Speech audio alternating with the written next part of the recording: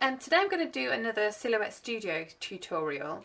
It's going to be a fairly simple card as usual, and it's going to be based on polka dot design. So if you like polka dots, then hopefully you'll like this card.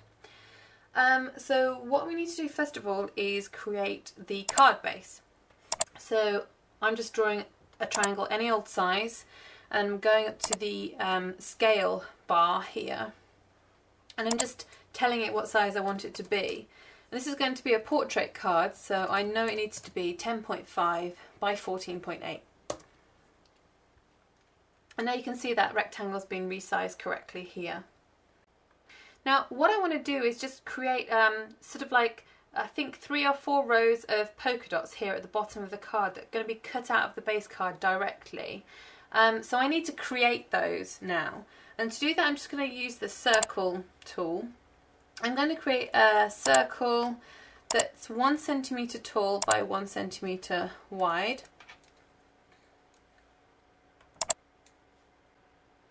And then the way I do polka dots on the Silhouette Studio software is to go to the replicate tool, duplicate it to the right. So now we have 2 circles side by side.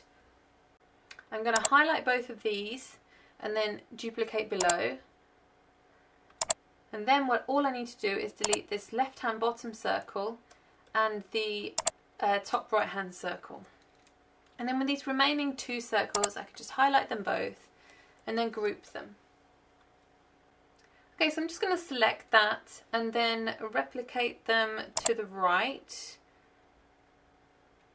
I think we need to do that again. So that should be about the right width. And then just select them all and then duplicate below. And as you can see now, I've got quite a nice polka dot pattern that I can just put on the bottom of this card. So I'm going to highlight all of those, group them together, and bring them over to the card base. Once I'm happy with the positioning from the bottom, I can just select them all and go to the Align menu and then just hit Align Center. And that will ensure that these are exactly central on the base card.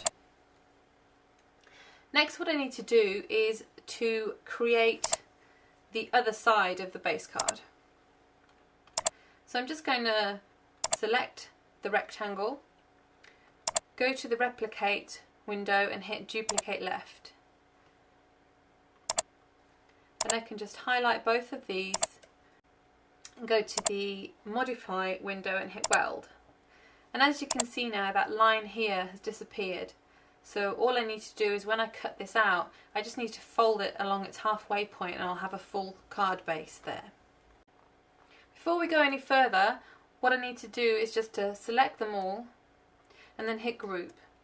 And then this isn't going to move around as I move this around the screen. Okay, next what I need to do is create a strip or a rectangle piece of pattern paper to go on the card here. So I'm just going to go over to the rectangle, create one, again any old shape. You can go here to the scale option and specify your requirements. So I want it to be 10.5 by, let's see, 5 centimeters. Let's see what that looks like on the card. Yeah, that's about right. And I also need a rectangle for the inside of the card, so that when you look through these holes in the front of the base card, you'll see the nice pretty pattern paper. And I think if I just duplicate this, that should be big enough to cover all of those polka dots on the inside of the card. Yep, that looks about right, so I can just set that aside. Okay, I need another rectangle now, so I'm sort of building up the layers on this card.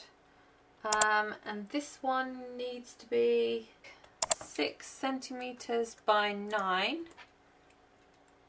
And that's going to go sort of about here. Let's move that up. Okay, so on this top rectangle, what I want to do is create a little tab piece to go on the edge of that top piece. To do that, I'm going to use the rounded rectangle, and I want that to be 5 by 1.5. Okay, let me just zoom in on this a little bit. You can see the rounded rectangle gives you these 2 red dots in the top left hand corner, and that's so you can change the curvature of the rectangle corners. For this particular one I want to bring this left hand dot as far down as possible. I think that's actually about right where that one is, maybe just a little bit further in. Then I need another rectangle, so I'm just going to select that one, copy and paste just for speed. This one I need to be 3 centimeters by 2 centimeters.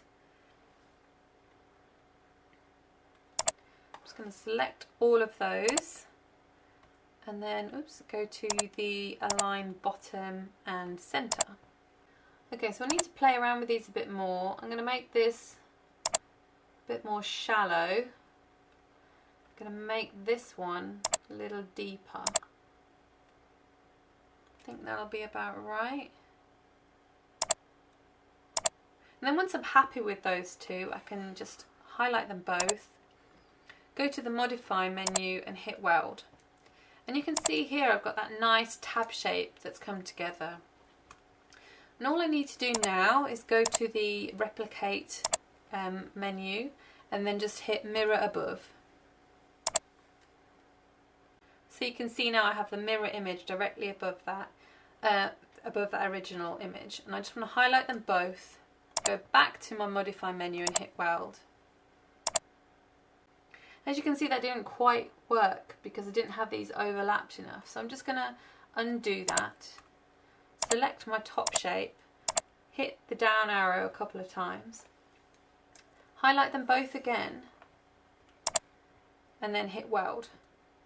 And then that has disappeared, that line there. So this whole shape will be cut out and I can fold it along that line, and then I'll have that nice tab piece to go on the edge of that top piece of card on the very top of my card. So I'm just going to rotate this one just so it's the right orientation, and it's going to go there. I think it's still a little bit too big, so I'm just going to make that a little bit smaller, maybe half the size. Yeah, perfect.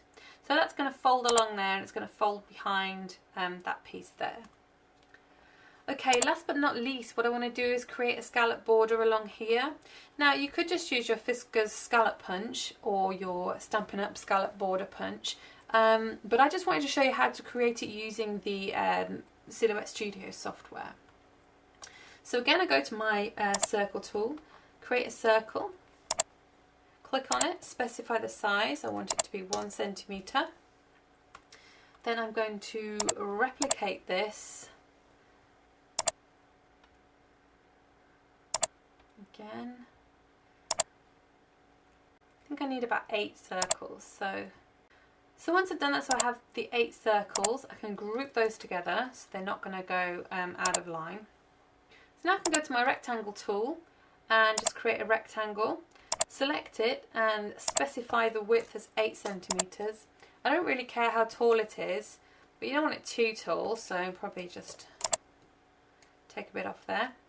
Then select both of these that you've just drawn, go to the align button, hit align center, and then just move them down towards each other. So you want to move them down so that this top bit of the rectangle is just touching the bit where the 2 circles sort of come together here in that V shape. Once you've done that, select them both, go to the modify menu and hit weld. And as you can see there, you've got a lovely scallop border. So I'm just going to rotate this one counterclockwise, and it's going to go on there just behind this rectangle. So this rectangle is the front piece. So I'm just going to go ahead and cut all those out, and I'll meet you back at my craft desk shortly.